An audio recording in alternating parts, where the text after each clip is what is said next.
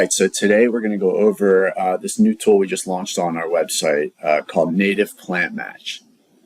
Now the goal of NativePlantMatch is for anyone who's looking to do a project of reforestation and planting native plants, or just want to plant a couple native plants in their garden or yard. This tool will help you find those plants based on your region.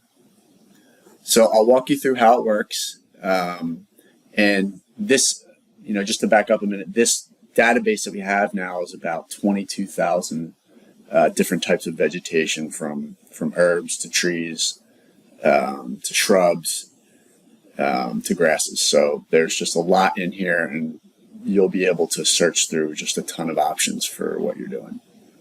So here we are, we're on our main page here, and I'm coming up to the menu here, and we're going to hover over Tools and then click on Native Plant Match. And you can also just type in plantforbiodiversity.com/native plant match. All right, so this is the tool. Now, the top here, you'll see we have just an intro paragraph that tells you high level what we're going to walk through in this video. And there's two main steps, which is select your ecoregion. So you'll come here and you'll pick your ecoregion. And then you'll come down here and you have 6 ways to filter what you're looking for. And then below, you'll get the results. So let's come back to step 1.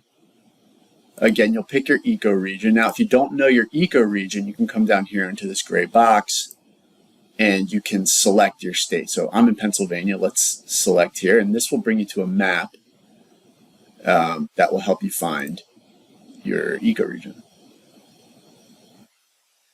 So here, and this is a Google map. I've created a bunch of these. I think there's 10 regions, and there's, I think, maybe 7 or 8 maps that include all the regions. So here we have Pennsylvania, and just for example, we'll say we're in this area here, right around Harrisburg. And you'll click in the map where you live or where your project is.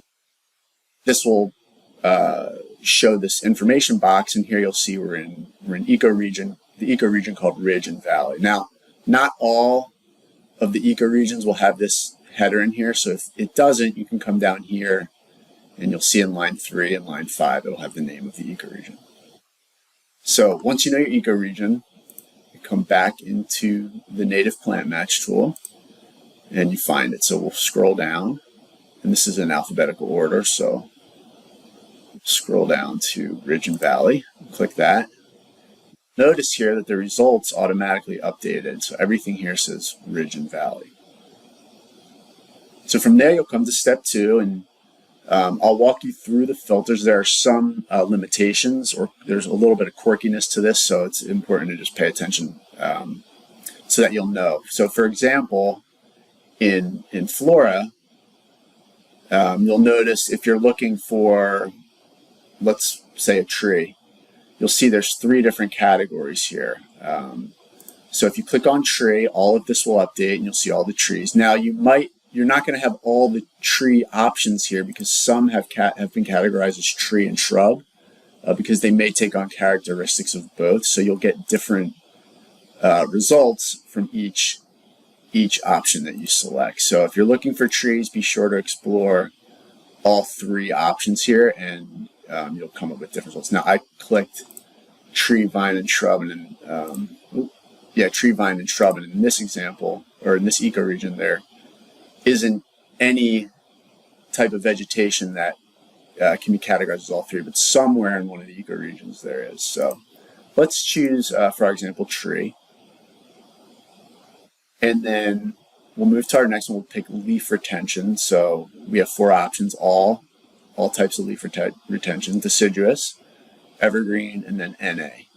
And NA just means in our database there wasn't information, at least not yet. So let's choose deciduous. And you'll see, well, actually, let's choose evergreen so we can see the update. So you'll see this updates. Now we have a tree, we have evergreen, and then you have 4 more options, and we can pick, we'll start with sun, and you'll notice again the same issue with tree, where we have 3 options. The same as here in sun exposure with shade, 2, 3. Sun, we have 3 as well, and then part shade has 4. So if you have a site that's part shade, make sure you click on all the options that say part shade. So we'll do 1, 2, 3, and 4. And so you'll see like the arborvitae's, the sun exposure that it can tolerate is both sun and part shade. And so you'll see this one, the eastern hemlock, can tolerate all 3, and so all 3 are selected. And so that would have fell in this category. So again, if you're looking for part shade, make sure you select all that. If you're looking for sun, you would select the sun option and then all the other options that have the word sun in it. All right, so our next option is drought tolerance. And so if you're looking for a plant, or you don't have a high requirement for drought tolerance, and you can plant anything because there's no real risk of drought, you would select low, but then you can also select medium and high as well, because any plant that has high drought tolerance will still do fine in a low drought tolerance or in a low risk of drought environment as well. And some we have no data. Some vegetation has no drought tolerance. All right, so next we have soil moisture.